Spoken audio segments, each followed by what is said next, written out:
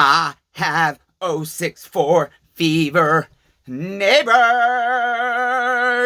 Well, hey neighbors, welcome to the Shed Shop. In this video, I'm going to show you how to set the air gap on your coil. Pretty simple job, and really, the only damn tool you need is a business card and your screwdriver or wrench. I am doing the coil on a steel 064.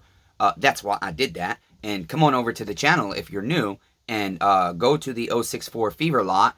It was a real good barn find that I had. I call it a barn find, but it's not a barn find. It's because they sat under a lean-off for several years. But real beauties inside. Ugly outside, beautiful inside. She's beautiful inside. And so with that, I have a special tool that I normally use. It is simply a feeler gauge. It is a piece of tin like this on a handle, and I really like it. But it's been missing for 2 months, neighbors, because I'm in the process of changing shops and building shops and doing this and doing that and everything else. So, again, as long as you got somebody's business card or your own, this is mine. Here's me. Here's my business. Here's me. Here's my phone number. Here's my email. Here's where you are right now. Here's some of the shit I do. And here's where I live. Please don't come straight up my house.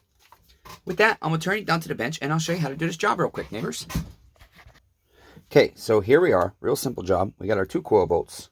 We have our coil. We need to go ahead and plug our coil in.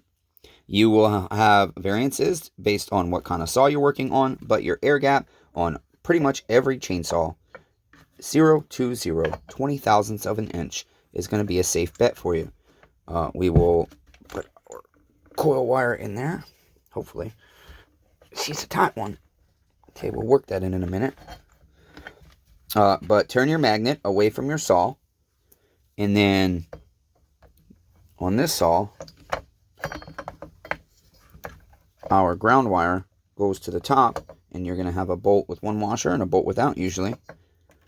And the one without goes there. I do recommend on this application you use Loctite, because guess what? If one of these screws rattles loose, it's going to cause devastation to your expensive flywheel. Okay, so you don't want to destroy your parts. We'll put a little Loctite on this one. And then basically what we'll do is we will go ahead and take our T27. I am going to use a drill to start them out most of the way. And then I'm going to hand tighten them because I don't want to strip them out. This is a very expensive vintage saw. Okay, so you're just going to get them down close, right? And then go ahead and take that only other tool we talked about that you need. I've lost mine already.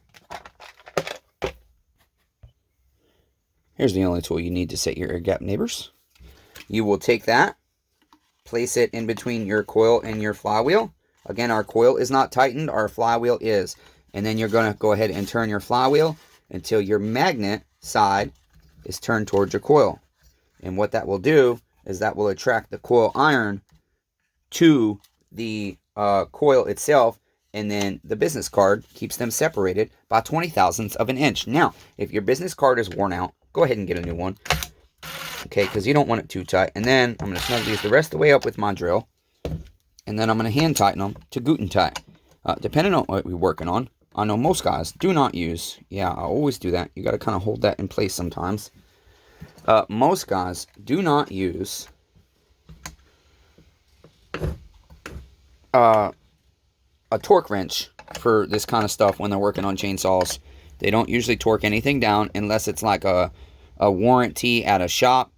I know a lot of those guys, when they do warranty work, they do everything exactly according to the manual because they're required to. Okay, so if I had to see that turned a little more, but it's going to be okay.